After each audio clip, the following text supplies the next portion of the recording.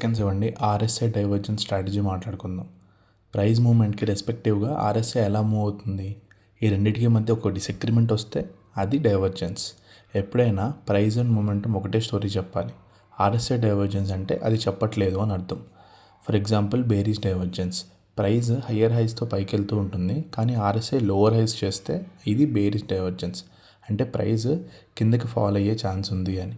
Bullish divergence, price కిందకి lower లోస్తూ వెళ్తుంది కానీ ఆర్ఎస్ఐ లోవర్ హైస్ చూపిస్తే బుల్లిష్ డైవర్జెన్స్ అని అర్థం, అంటే మార్కెట్ బౌన్స్ బ్యాక్ అయ్యి పైకి వెళ్ళే ఛాన్స్ ఉంది. ఇప్పుడు సెట్టింగ్స్ చూద్దాం. ఆర్ఎస్ఐ పీరియడ్ 14 మాత్రమే యూస్ చేయండి.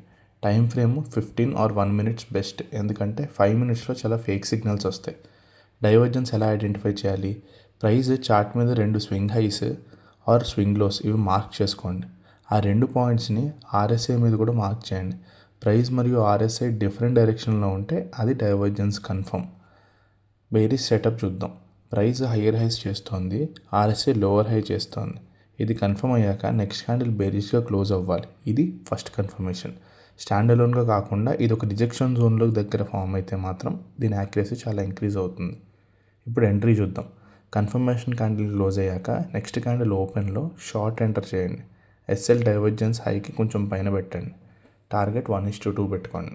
కన్ఫర్మేషన్ క్యాండిల్ తర్వాత ప్రైస్ మళ్ళీ ఆ డైవర్జెన్స్ హై ఆర్ లోని బ్రేక్ చేస్తే సెటప్ ఇన్వాలిడ్, వెంటనే ఎగ్జిట్ చేసేయండి. ఈ స్ట్రాటజీని బ్యాక్ టెస్ట్ చేయండి ముందు. ఒక 20-30 డిఫరెంట్ స్టాక్స్లో ఆర్ మీ ఇండిసెస్లో మీరు యూస్ చేసి దీని మీద పట్టు వచ్చాక మాత్రమే ఇది యూస్ చేయండి. ఈ full strategy screen shots, examples అన్నీ నా ఫ్రీ పీడిఎఫ్లో పెట్టా. పీడిఎఫ్ అని కామెంట్ చేయండి, డిఎం చేస్తా. ఈ కాన్సెప్ట్స్ బేస్ చేసుకుని సర్టిఫైడ్ స్ట్రాటజీ సిగ్నల్స్ లెమన్ యాప్లో వస్తాయి. లింక్ బయోలో ఉంది, సైన్ అప్ చేసుకోండి. చలో నెక్స్ట్ వీడియోలో మళ్ళీ కలుద్దాం. బాయ్.